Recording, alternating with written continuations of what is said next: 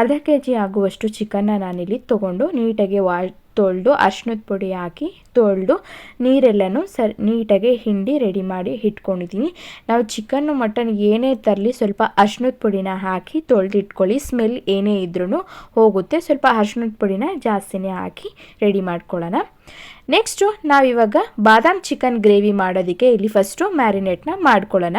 ಅರ್ಧ K G ಚಿಕನ್ಗೆ ನಾನಿಲ್ಲಿ 1 spoon ಆಗುವಷ್ಟು ಚಿಲ್ಲಿ ಪುಡಿ, ಹಾಗೆ ರುಚಿಗೆ ತಕ್ಕಷ್ಟು ಉಪ್ಪು, 1 ಸ್ಪೂನ್ ಆಗುವಷ್ಟು ಪುಡಿ ಉಪ್ಪು, ಹಾಗೆ ಒಂದು ಅರ್ಧ ಕಪ್ ಆಗುವಷ್ಟು ಮೊಸರನ್ನ ಸೇರಿಸ್ತಾ ಇದ್ದೀನಿ.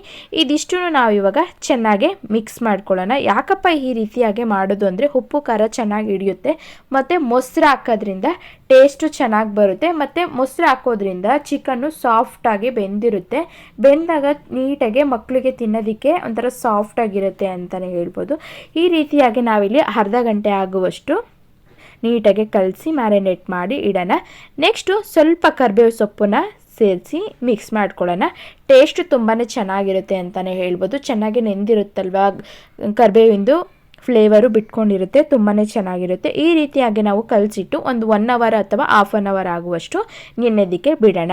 ನೆಕ್ಸ್ಟ್ ಇವಾಗ ಬಾದಾಮ್ ಚಿಕನ್ ಮಾಡೋದಕ್ಕೆ ನಾನಿವಾಗ ಗ್ರೇವಿಗೆ ರೆಡಿ ಮಾಡ್ಕೊತಾ ಇದ್ದೀನಿ. ಮಸಾಲೆನ ಒಂದು ಅರ್ಧ ಕಪ್ ಆಗುವಷ್ಟು ತೆಂಗಿನಕಾಯಿ, ಹಾಗೆ ಒಂದು ಕಾಲು ಕಪ್ ಆಗುವಷ್ಟು ಬೇಬಿ ಗೋಡಂಬಿನ ಸೇರಿಸ್ತಾ ಇದ್ದೀನಿ. ಬೇಬಿ ಗೋಡಂಬಿ ಇದ್ದರೆ ಹಾಕ್ಕೊಳ್ಳಿ, ಇಲ್ಲಾಂದರೆ ಮಾಮೂಲಿ ಗೋಡಂಬಿನೇ ಸಹ ಸೇರಿಸಿ ಇದಿಷ್ಟನ್ನು ನಾವು ಚೆನ್ನಾಗಿ ನುಣ್ಣಗೆ ರುಬ್ಬಿ ಪೇಸ್ಟ್ ಮಾಡಿ ಪಕ್ಕಕ್ಕೆ ಇಟ್ಕೊಳ್ಳೋಣ.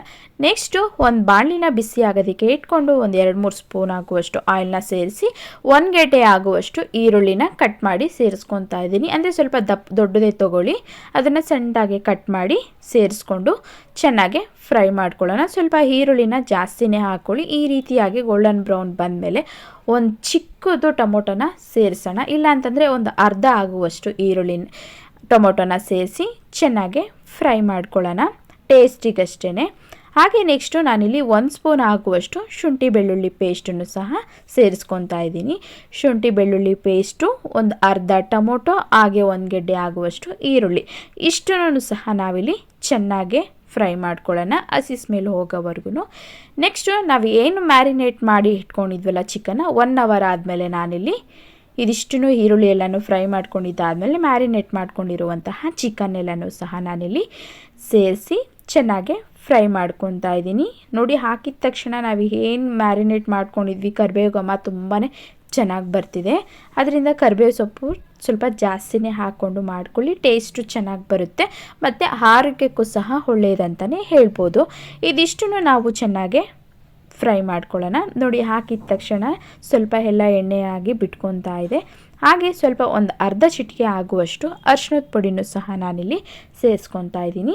ಅರಿಶಿನದ ಪುಡಿ ಹಾಕೋದ್ರಿಂದ ಆರೋಗ್ಯಕ್ಕೆ ಒಳ್ಳೆಯದು, ಮತ್ತು ಏನೇ ಸ್ಮೆಲ್ ಇದ್ದರೂ ಚಿಕನಲ್ಲಿ ಎಲ್ಲನೂ ಹೋಗ್ಬಿಡುತ್ತೆ. ಅದಕ್ಕೋಸ್ಕರ ನಾವು ಏನೇ ಅಡುಗೆ ಮಾಡಿದ್ರೂ ಸ್ವಲ್ಪ ಅರಿಶಿನದ ಪುಡಿ, ಕರಿಬೇವು ಆ ಥರದನ್ನ ಸ್ವಲ್ಪ ಜಾಸ್ತಿನೇ ಯೂಸ್ ಮಾಡಿ. ಅರಿಶಿನದ ಪುಡಿ ಹಾಕಿ ಸ್ವಲ್ಪ ಚೆನ್ನಾಗಿ ಎಲ್ಲನೂ ಮಿಕ್ಸ್ ಮಾಡ್ಕೊಳ್ಳೋಣ. ಸ್ವಲ್ಪ ಹಾಗೆ ನೀರು ಬಿಟ್ಕೊತಾ ಇದ್ದಂಗೆ ನಾವಿವಾಗ ಏನು ಆಗಲೇ ಸ್ವಲ್ಪ ಉಪ್ಪನ್ನ ಹಾಕ್ಕೊಂಡಿದ್ವಿ, 1 ಸ್ಪೂನ್ ಹಾಕುವಷ್ಟು ಪುಡಿ ಉಪ್ಪನ್ನ ಸ್ವಲ್ಪ ಸೇರಿಸ್ಕೊಂಡಿದ್ವಿ. ಸ್ವಲ್ಪ ಉಪ್ಪು ಕಮ್ಮಿ ಅನ್ನಿಸ್ತು, ಹಾಗೆ ಸ್ವಲ್ಪ ನಾನಿವಾಗ ಮತ್ತೆ ಒಂದು ಅರ್ಧ ಸ್ಪೂನ್ ಆಗುವಷ್ಟು ಪುಡಿ ಉಪ್ಪನ್ನು ಸಹ ಸೇರಿಸಿ ಚೆನ್ನಾಗಿ ಮಿಕ್ಸ್ ಮಾಡ್ಕೊತಾ ಇದ್ದೀನಿ. ನಾವು ಚಿಕನ್ನ ಹುರಿಬೇಕಾದ್ರೇ ಸ್ವಲ್ಪ ಉಪ್ಪನ್ನ ಆ್ಯಡ್ ಮಾಡ್ಕೋಬೇಕು, ಆವಾಗ ಉಪ್ಪು ಖಾರ ಏನಂತೀವಿ ನೋಡಿ ಅದು ಚೆನ್ನಾಗಿ ಹಿಡಿಯುತ್ತೆ. ನೆಕ್ಸ್ಟು ಇದಿಷ್ಟು ಎಲ್ಲನೂ ಚೆನ್ನಾಗಿ ಮಿಕ್ಸ್ ಮಾಡ್ಕೊಂಡಿದ್ದಾದಮೇಲೆ ತೆಂಗಿನಕಾಯಿ ಮತ್ತು ಬಾದಾಮಿನ ಏನು ರುಬ್ಬಿ ಇಟ್ಕೊಂಡು ಪೇಸ್ಟ್ ಮಾಡಿ ಇಟ್ಕೊಂಡಿದ್ವಿ ಅದನ್ನು ಸೇರಿಸ್ತಾ ಇದ್ದೀನಿ. ಆ ಮಸಾಲೆನ ನಾನಿಲ್ಲಿ ಚಿಕನ್ಗೆ ಸೇರಿಸ್ತಾ ಇದ್ದೀನಿ. ಈ ರೀತಿಯಾಗಿ ಮಾಡ್ಕೊಳ್ಳಿ, ಟೇಸ್ಟು ತುಂಬಾ ಚೆನ್ನಾಗಿ ಬರುತ್ತೆ. ಮ್ಯಾರಿನೇಟ್ ಮಾಡ್ಕೊಂಡಿದ್ದು ಒಂದು ಮಸಾಲೆ ಆದರೆ ತೆಂಗಿನಕಾಯಿ ಮತ್ತು ಬಾದಾಮಿನ ರುಬ್ಕೊಂಡಿರುವಂತಹ ಗೋಡಂಬಿನ ರುಬ್ಬಿಟ್ಕೊಂಡಿದ್ವಲ್ಲ ಆ ಮಸಾಲೆನೇ ಒಂದು ಟೇಸ್ಟು ಕೊಡುತ್ತೆ. ಈ ರೀತಿಯಾಗಿ ಮಸಾಲೆನ ಸೇರಿಸಿ ಚೆನ್ನಾಗಿ ಒಂದು 5-10 ನಿಮಿಷಗಳ ಕಾಲ ನಾವಿವಾಗ ಚೆನ್ನಾಗಿ ಮಿಕ್ಸ್ ಮಾಡ್ಕೊಳ್ಳೋಣ. ಸೂಪರ್ ಟೇಸ್ಟ್ ಅಂತಲೇ ಹೇಳ್ಬೋದು. ಘಮ ಅಂತೂ ಆಲ್ರೆಡಿ ತುಂಬಾ ಚೆನ್ನಾಗಿ ಬರ್ತಿದೆ. ಸ್ವಲ್ಪ ಕುದೀತಾ ಇದ್ದಂಗೆ 1 ಸ್ಪೂನ್ ಆಗುವಷ್ಟು ಚಿಕನ್ ಮಸಾಲಾನ ಸೇರಿಸ್ಕೊಳ್ಳಿ. ಹಾಗೆ ನೆಕ್ಸ್ಟು 1 ಸ್ಪೂನ್ ಆಗುವಷ್ಟು ಗರಂ ಮಸಾಲಾನ ಸೇರಿಸ್ಕೊಳ್ಳಿ. ಇದು ಆಪ್ಷನಲ್ ಅಷ್ಟೇ, ನಿಮಗೆ ಬೇಕಂದರೆ ಆ್ಯಡ್ ಮಾಡ್ಕೊಳ್ಳಿ, ಇಲ್ಲ ಅಂತಂದರೆ ಸ್ಕಿಪ್ ಮಾಡಿ. ಟೇಸ್ಟು ಚೆನ್ನಾಗಿ ಬರುತ್ತೆ. ಚಿಕನ್ ಮಸಾಲ 1 ಸ್ಪೂನು, ಹಾಗೆ ಗರಂ ಮಸಾಲ 1 ಸ್ಪೂನ್ ಹಾಕಿ ಚೆನ್ನಾಗಿ ನಾನಿಲ್ಲಿ ಮಿಕ್ಸ್ ಮಾಡ್ಕೊತಾ ಇದ್ದೀನಿ. ಉಪ್ಪು ಖಾರ ಎಲ್ಲನೂ ಏನು ಹಾಕಿದ್ವಿ ನೋಡಿ, ಎಲ್ಲನೂ ಮಸಾಲೆ ಎಲ್ಲನೂ ಹಸಿ ಸ್ಮೆಲ್ ಹೋಗಿ ಚೆನ್ನಾಗಿ ಬೆಂದಾಗಿದ್ದಾದಮೇಲೆ ನೆಕ್ಸ್ಟು ಒಂದು ಅರ್ಧ ಸ್ಪೂನ್ ಆಗುವಷ್ಟು ನಾನಿಲ್ಲಿ ಪೆಪ್ಪರ್ ಪುಡಿನ ಸೇರಿಸ್ತಾ ಇದ್ದೀನಿ. ಅಂದರೆ ಮೆಣಸುಕಾಳು ಪುಡಿನ ಸೇರಿಸಿ ಚೆನ್ನಾಗಿ ಮಿಕ್ಸ್ ಮಾಡ್ಕೊತಾ ಇದ್ದೀನಿ. ಒಂದು ಮುಕ್ಕಾಲು ಭಾಗ ಆಗುವಷ್ಟು ಬೆಂದಿದ್ದಾದಮೇಲೆ ಚಿಕನ್ನು ಆ ಲಾಸ್ಟಿಗೆ ಸ್ವಲ್ಪ ಮೆಣಸುಕಾಳು ಪುಡಿನ ಸೇರಿಸಿ ಚೆನ್ನಾಗೆ ಮಿಕ್ಸ್ ಮಾಡ್ಕೊಳ್ಳೋಣ. ನೋಡಿ ಗ್ರೇವಿ ಅಂತೂ ತುಂಬಾ ಚೆನ್ನಾಗಿದೆ. ನೋಡಿ ಈ ರೀತಿಯಾಗಿ ಚೆನ್ನಾಗಿ ಬೆಂದು ಸ್ವಲ್ಪ ಎಲ್ಲನೂ ಎಣ್ಣೆ ಬಿಟ್ಕೊಂಡಿದೆ. ಇವಾಗ ಈ ಬಾದಾಮ್ ಚಿಕನ್ ಗ್ರೇವಿ ಏನಂದ್ವಿ ನೋಡಿ, ಅದು ಸೂಪರ್ ಟೇಸ್ಟಿಯಾಗಿ ರೆಡಿ ಆಗಿದೆ. ನೆಕ್ಸ್ಟು ಸ್ಟವ್ನ ಆಫ್ ಮಾಡಿ ನಾವಿಲ್ಲಿ ಒಂದು ಅರ್ಧ ಹೋಳಾಗುವಷ್ಟು ನಿಂಬೆಹಣ್ಣಿನ ರಸನ ಸೇರಿಸ್ಕೊಳ್ಳೋಣ. ಹುಳಿ ಆಗಿದ್ದರೆ ಚಿಕನ್ನು ಉಪ್ಪು ಖಾರ ಹುಳಿ ಏನಂತೀವಿ ನೋಡಿ, ಅದು ಚೆನ್ನಾಗಿ ಟೇಸ್ಟು ಚೆನ್ನಾಗಿ ಹಿಡಿಯುತ್ತೆ ಅಂತ ಹೇಳ್ಬಿಟ್ಟು ನಾನಿಲ್ಲಿ ಒಂದು ಅರ್ಧ ಹೋಳಾಗುವಷ್ಟು ನಿಂಬೆಹಣ್ಣು ಸೇರಿಸಿ ಹಾಗೆ ನೆಕ್ಸ್ಟು ಕೊತ್ತಂಬರಿ ಸೊಪ್ಪನ್ನು ಸಹ ಸೇರಿಸಿ ಚೆನ್ನಾಗಿ ಮಿಕ್ಸ್ ಮಾಡ್ಕೊತಾ ಇದ್ದೀನಿ. ಫೈನಲ್ಲಾಗಿ ನಾವಿಲ್ಲಿ ನಿಂಬೆ ಹುಳಿ ಹಾಗೆ ಸ್ವಲ್ಪ ಕೊತ್ತಂಬರಿ ಸೊಪ್ಪನ್ನ ಲಾಸ್ಟಲ್ಲಿ ಆ್ಯಡ್ ಮಾಡ್ಕೋಬೇಕು.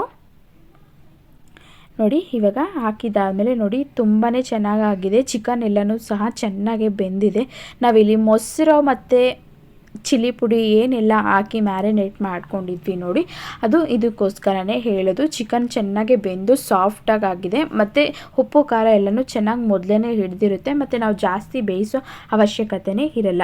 ನಾನಿನ್ನಿವಾಗ ಈ ಗ್ರೇವಿಗೆ ನಿಮ್ಮೆಲ್ರಿಗೂ ನಾನಿಲ್ಲಿ ನೀರು ದೋಸೆನ ಯಾವ ರೀತಿಯಾಗಿ ಮಾಡೋದು ಅಂತ ಇವತ್ತಿನ ವಿಡಿಯೋದಲ್ಲಿ ತಿಳಿಸ್ಕೊಡ್ತಾ ಇದ್ದೀನಿ. ನಾನಿಲ್ಲಿ ಒಂದು ಮುಕ್ಕಾಲು ಕಪ್ ಆಗುವಷ್ಟು ಅಕ್ಕಿನ ಒಂದು 3 ಅಥವಾ 4 ಅವರು ನೆನೆಸಿ ರೆಡಿ ಮಾಡಿ ಇಟ್ಕೊಂಡಿದ್ದೀನಿ.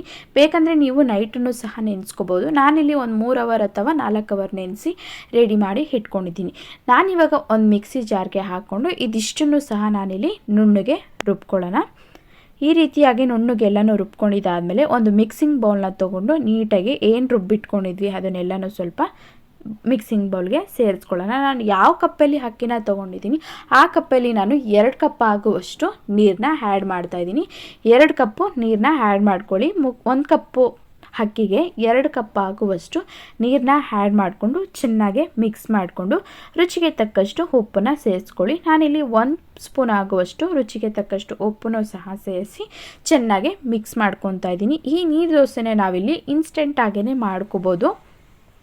ಅಂದರೆ ಅಕ್ಕಿ ನೆನೆಸಿಟ್ಕೊಂಡಿದ್ರೆ ಸಾಕು, ಬೇಗನೆ ಸಹ ನಾವಿಲ್ಲಿ ಮಾಡ್ಕೋಬೋದು.